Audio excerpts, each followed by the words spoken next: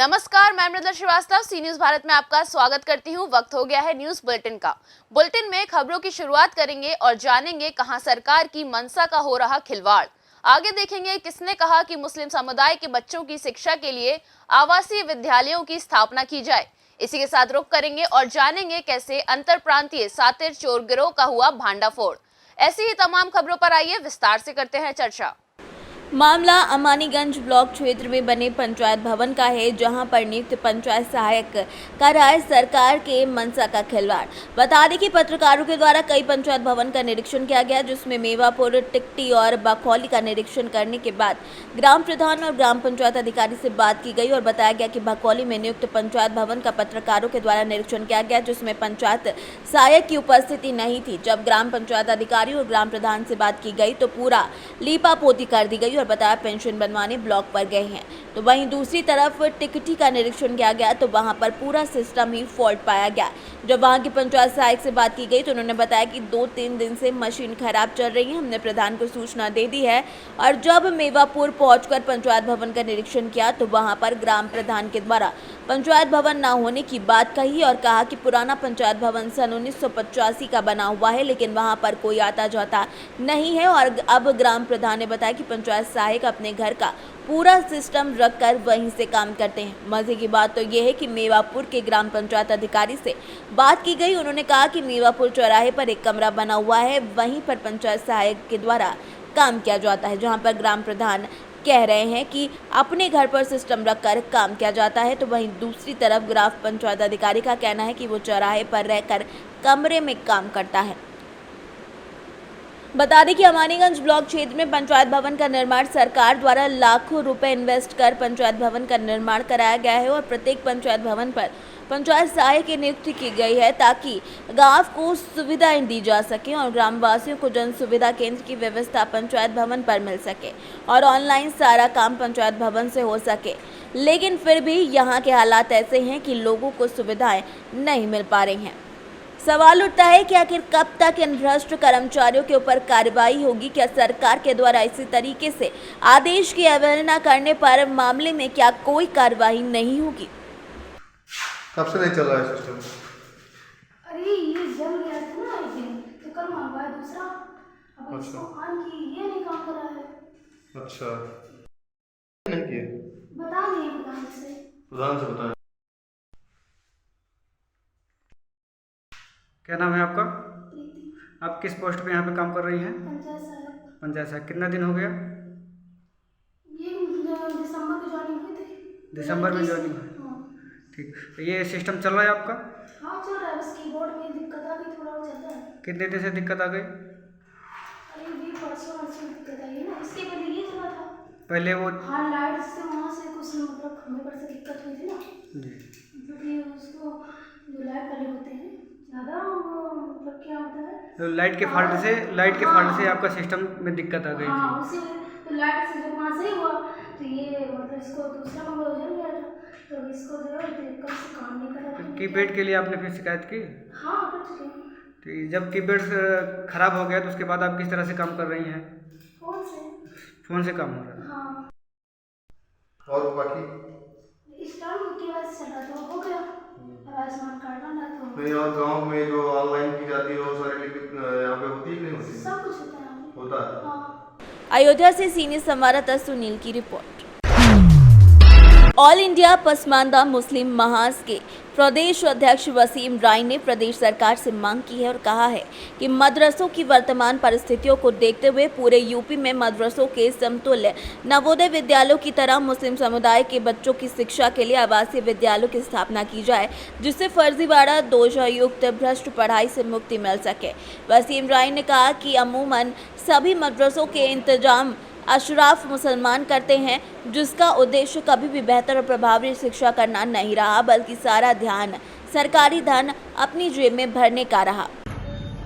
उत्तर प्रदेश के लोकप्रिय मुख्यमंत्री से हमने डिमांड की है कि मदरसों के समकक्ष जो है तो सरकार के नवोदय विद्यालय चल रहे हैं, तो वो मदरसों में जो है तो जो बच्चे पढ़ने वाले हैं वो पसमानदा मुसलमानों के बच्चे हैं ज़्यादातर, और मदरसों का जो संचालन है उसके मोहतमीम और जो जिम्मेदार हैं वो अशराफ मुसलमान हैं। तो वहाँ भी भेदभाव एक तरह से होता है तो हमने डिमांड की है कि आवासीय विद्यालय बनाए जाएं और जिसका संचालन सरकार करे, क्योंकि सरकार के द्वारा जो भी संचालित हो रहा है बेहतरीन उसमें शिक्षा भी मिलेगी, तो उससे पसमानदा मुसलमानों को के बच्चों को अच्छी तालीम मिले और ताकि मुख्य धारा में जो सरकार की मंशा है इस सभी को मुख्य धारा में जोड़ा जाए, लाया जाए, तो वो तभी पूरा होगा। और पसमानदा समाज के बच्चों को भविष्य देखते हुए तो ये कदम उठाने की जरूरत है।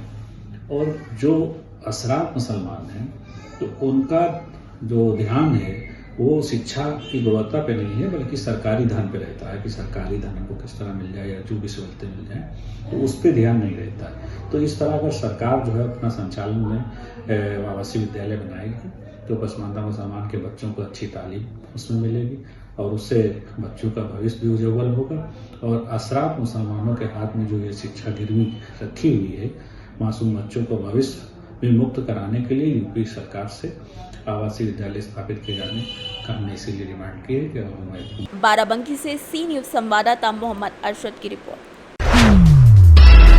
थाना बेमितरा क्षेत्र अंतर्गत ग्राम कंतेली में अभिव्यक्ति महिला सुरक्षा टीम की महिला प्रधान आरक्षक वर्षा चौबे आरक्षक नीम सिंह राजपूत के द्वारा शासकीय पूर्व माध्यमिक शाला कंतेली में शिक्षक शिक्षिकाओं की उपस्थिति में शासकीय पूर्व माध्यमिक शाला कंतेली के बच्चों को अभिव्यक्ति महिला सुरक्षा ऐप चाइल्ड हेल्पलाइन नंबर के संबंध में विस्तृत जानकारी देकर प्रचार प्रसार किया गया।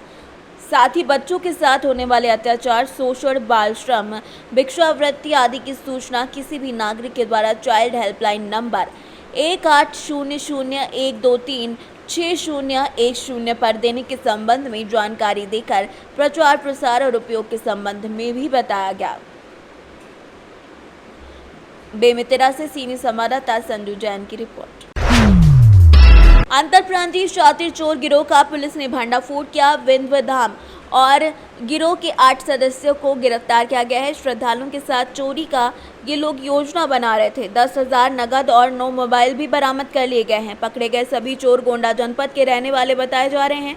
पहले भी जेल जा चुके हैं। पुलिस अधीक्षक ने पत्रकार वार्ता कर इस पूरे मामले का खुलासा किया है। ऐसा किया गया है, क्या मामला है? किसी जनपद मिर्जापुर में विंध्याचल धाम मेले के दृष्टिगत लगातार हमारी टीमें क्राइम पे काम करने के लिए लगाई गई थी। इसमें सादे में ही पुलिसकर्मी लगाए गए थे। घाटों के आसपास एवं पूरे शहर क्षेत्र में इंटेलिजेंस कलेक्शन किया जा रहा था। उसी के तहत पुलिस को बड़ी सफलता हाथ लगी है। एक गैंग जो जनपद गोंडा का रहने वाला गैंग है, 8 सदस्यों को उस गैंग के गिरफ्तार किया गया है। ये गैंग जो धार्मिक स्थल होते हैं, घाट होते हैं, मंदिर जो होते हैं, वहाँ पे जाके लोगों के जो पर्स होते हैं, मोबाइल होते हैं, पैसे होते हैं, उसकी चोरी करते हैं। और जो भी श्रद्धालु स्नान करने जाते हैं या पिक पॉकेटिंग, चेन छीनना इत्यादि का कार्य करते हैं। इसमें 8 लोगों की गिरफ्तारी हुई है। ये सभी जनपद गोंडा के रहने वाले हैं, जिसमें मोतीगंज, धानेपुर एवं थाना वजीरगंज के ये अपराधी हैं। इन अपराधियों को मुकदमा लिख के इनको जेल भेजा जा रहा है। साथ ही साथ ये दोबारा मैं बताना चाहता हूं कि जनपद मिर्जापुर में विंध्याचल धाम मेले के दृष्टिगत हमारी फोर्स बिल्कुल ही सतर्क है। कोई भी व्यक्ति हमारे श्रद्धालुओं के साथ में चोरी, लूट इत्यादि का कार्य करता है या योजना बनाता है, उन सभी के खिलाफ कार्रवाई की जाएगी। सराहनीय कार्य करने वाली हमारी स्वाट एसओजी टीम को एवं थाना विंध्याचल की टीम को 20,000 रुपये इनाम से पुरस्कृत भी किया जा रहा है। सर 8 ही लोग हैं कि इसके अन्य और लोगों की गिरफ्तारी की गई है। इनके पास से 9 मोबाइल भी बरामद हुआ है और अराउंड 10,000 रुपीज़ वो भी रिकवर हुआ है। पूछताछ के दौरान इन्होंने ये बताया भी है कि घाटों के पास में, धार्मिक स्थलों के पास में जाके ये चोरी इत्यादि का कार्य करते हैं। समय रहते हुए इन 8 लोगों के गैंग को गिरफ्तार करके जेल भेजा जा रहा है। मिर्जापुर से सीनियर संवाददाता अनीश कुमार की रिपोर्ट। खरछना थाना क्षेत्र के पचदेवरा रेलवे फाटक के समीप मानसिक रूप से विक्षिप्त महिला की ट्रेन से कटकर मौत हो गई, जिसके बाद निवासी प्रशांत कुमार की पत्नी अनारकली, उम्र लगभग 60 साल, इनकी पहचान बताई गई। रेलवे क्रॉसिंग के समीप मिर्जापुर से प्रयागराज जाने वाली ट्रेन पर छत विक्षत अवस्था स्थानीय लोगों ने देखा तो आसपास जानकारी हुई। कबरा गांव के लोग तलाश करने निकले, जिसकी जानकारी हुई तो मौके पर पहुंचों ने उनकी पहचान कर दी, जिसके बाद जीआरपी और थाने से एसआई लवकुश वर्मा और एसआई उमाकांत यादव के साथ महिला कांस्टेबल के साथ वहां पर पहुंचकर शव को पोस्टमार्टम के लिए भेज दिया है। हमारे परिवार का ही है जी। उसके पति का नाम प्रशांत कुमार है जी। उस्मान शब्द इनका नाम क्या है? जो अनारकली। मृतक अनारकली। ये कितने दिन से लगभग विक्षिप्त चल रही हैं? अरे कई वर्ष हो। इनकी उम्र क्या है? इनकी उम्र लगभग 60। 60 से। आपका पूरा परिचय जानना सर। चल प्रकाश तिवारी, प्रधान पुलिस कमरा। प्रयागराज से सीनियर संवाददाता मंगला प्रसाद पटेल की रिपोर्ट। औरैया के एवरा कटरा में एक जेठ जेठानी ने अपनी ही परिवार की विधवा को पीटकर घर से निकाल दिया। बताया जा रहा है कि विधवा घर, दुकान और खेती में हिस्सा लेने की मांग कर रही थी। ना देने पर आत्महत्या की चेतावनी भी दी थी, जिसके बाद औरैया जिला के एवरा कटरा थाना क्षेत्र में जेठ जेठानी ने विधवा को उसकी मासूम बच्ची के साथ मार पीट कर घर से निकाल दिया। पीड़ित ने पड़ोसी के घर पर बैठकर रात बिताई। गुरुवार की सुबह पीड़ित ने 1090 फोन करके शिकायत की। सूचना पर पहुंची पुलिस ने समझौता करवाकर उससे घर में छोड़ दिया है। तुम्हारा नाम क्या है? संगीता। कहाँ की रहने वाली हो? बरौना कला से। बताइए क्या समस्या है तुम्हारी? समस्या ये है कि गुड़गांव से आए थे। कब आई थी? 4 दिन हो गए। हाँ। आई, मेरे जेठ घुसने नहीं दिया। दूसरा के घर पर वहाँ रोकी रात भर, उसकी दुआरी पर रुकी रात भर। उसकी घर नहीं आए, पुलिस बुलाए, पुलिस घर में किया। घर में से पुलिस कह के चले गए तो घर से निकाल दिया, मार के पीट के, झोंकटा उखाड़ के, बाल घींच के। और क्या कहा? कह रहा है कि जो अब की बेरी पुलिस बुलाएगी तो तोरा लड़की के तोरा जान से मार देंगे। अच्छा, ये किसने कहा है? मेरे जेठ का है। क्या नाम उनका है? अटल मिश्रा। और कौन था उनके घर में? उनके घर में सुनीता देवी, सुरभि, प्रिया। ये कौन है? मेरे जेठानी है। मेरे जेठानी का 2 लड़कियां हैं। तो तुम क्या चाहती हो? हमके साहिब हमके ये चाहती है कि हमके हक मिल जाए, नहीं तो उसी के घर में मरेंगे, लड़की के लेके हम भी। तो और लोग क्या कह रहे हैं? और लोग कह रहे हैं, गांव के लोग, कि तुम हक लो भाई, तुम्हारा हक है। तो वो देने को तैयार नहीं है? नहीं देने का तैयार नहीं है। प्रधान क्या है तुम्हारा यहाँ पे? मेरा घर, मकान है, जमीन है और दुकान है। दुकान के बेच रहा है। हाँ। तो इसे रुकवाइए आप। हम रुकवा रहे हैं। और ये कौन है आपके? मेरे बहन है। आपका नाम क्या है? संगीता। आपका भी नाम संगीता है। तो क्या आप इन्हें जानती हैं? और शादी कराई, हमें नहीं जाना। अच्छा। औरैया से सीनियर संवाददाता अनूप शाक्य की रिपोर्ट। बिजनौर के चांदपुर के रहने वाले महबूब आलम ने पुलिस में शिकायती पत्र देकर यह आरोप लगाया है कि उसके ऊपर आधा दर्जन लोगों ने जानलेवा हमला कर दिया। इस हमले में उसकी गाड़ी का शीशा भी टूट गया है, जबकि वहां हमलावरों ने लाठी, डंडे, धारदार हथियार और तमंचे से उस पर प्रहार किया और तमंचे से उस पर फायर भी की, लेकिन वो बाल बच गया। बताया जा रहा है कि हमलावरों का न्यायालय में केस भी चल रहा है, जिसमें फैसले का दबाव बनाने के लिए उस पर हमला किया गया है। हमलावर उसे झूठे मुकदमे को लेकर साजिश में फंसाने की कोशिश कर रहे हैं। क्या नाम है आपका? मेरा नाम सर महबूब आलम है। ये क्या पूरा मामला जो आप कप्तान साहब के पास आए हो आज? सर मैं रामपुर नजराने का रहने वाला हूँ। तो मेरा झगड़ा चल गया है कोर्ट में, 9 DG के यहाँ बिजनौर। मेरी लड़के की बहू के हैं, मैं दिल्ली गया हुआ था, तो मेरे लड़के की बीवी को मेरे घर में घुस गए वाजिद में, इंतकाम में और जमशेद में। उसके साथ अश्लील हरकतें करी, उसका मुकदमा कोर्ट में है। उसके बाद अब ये लोग, वाजिद अंदर चला गया, पुलिस ने पकड़े तो वो जेल भेज दिया। जेल भेजने के बाद उसकी सोमवार में जमानत हुई और 2 के अभी इंतकाम के और उसके जमशेद के वारंट चल रहे हैं, वारंट हैं आए हुए। तो सर उसकी जब जमानत 20 के दिन हुई तो कल मंगल में चांदपुर के लिए आ गया था, करीब शाम 5 साढ़े 5 बजे के करीब अपनी गाड़ी लेकर शिफ्ट। तो मैं जब रामपुर से रोड पर चढ़ा, मेन रोड पर चांदपुर के लिए, तो भवनपुर चौकी के पीछे और रामपुर नजराने के बीच में नहर है, नहर के पास में मुझे सरफुद्दीन, शाहिद और ये वाजिद, फारूक, जमशेद, ये लोग जो हैं और जुबैर आलम, इन लोगों ने मेरी गाड़ी को रोकने का प्रयास करा।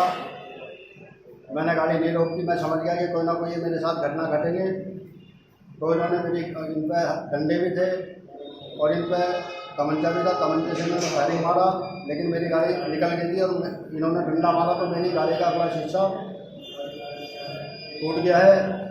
इसलिए मैं कप्तान थाने में गया तो थाने में कोई सुनवाई नहीं हुई। मैं फिर इसलिए आज कप्तान साहब के यहाँ गया और मैंने मुख्यमंत्री पोर्टल पर भी कराया और पुलिस मेरा मुकदमा लिखने को तैयार थी।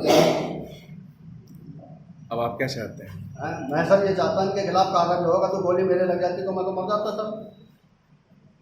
ये चाहता हूँ जैसे अभी इन लोगों से मेरे बच्चों की, मेरी जान माल की शक्ति ना खतरा बना हुआ। मैं कल से मैं अपने घर नहीं जा सका हूँ और ये मेरे पे झूठे मुकदमे करते हैं। इन्होंने थाना हसनपुर में झूठा मुकदमा एक अफसर नाम की औरत का डलवाया, मुझ पर चांदपुर डलवाया, मुख्यमंत्री पोर्टल डलवाया, IG, DIG, पुलिस कप्तान सब जगह करवाया। उसके बाद इन्होंने फिर मेरी लड़की का मुकदमा डाला झूठा, वो भी फर्जी। जब मैं दिल्ली था, मेरी लड़की बीमार रहने थी, वो मरी, मैं दिल्ली से आया, दफन होया, तो ये उसमें भी दिखा रहे कि ये बिजनौर से सलीम हाशमी के साथ अजमल अंसारी की रिपोर्ट। बुलंदशहर से बड़ी खबर सामने आई, जहां सड़क पर अंधेरा होने के चलते बम्बे में चाचा भतीजे की बाइक गिर गई, जिसके बाद चाचा के शव को बम्बे से निकाल लिया गया है, जबकि गोताखोरों ने सकुशल भतीजे को भी बाहर निकाल लिया है। अरनिया थाना क्षेत्र के मीरपुर गांव स्थित बम्बे की ये पूरी घटना बताई जा रही है। क्या नाम है आपका? जी नाम मेरा अंकुश शर्मा है। गांव कौन सा है? जी मेरा मीरपुर गाँव है। अच्छा, क्या बात हुई थी आपके चाचा को लेकर सड़क घटना में? जी हम चंडोल से आ रहे थे तो कटरा मोड़ पे हम रुके थे, तो कटरा मोड़ से हम जैसे ही आगे निकले तो मतलब कि हमें अंधेरे में ये नहीं देखा कि पुल है क्या है, तो गाड़ी की इस तरफ मैं गिर गया, पक्की की साइड, वो पानी में गिरे मेरे चाचा जी। तो मैंने फुर्ती से उठ के तुरंत ही मैंने अपने घर पर फ़ोन किया।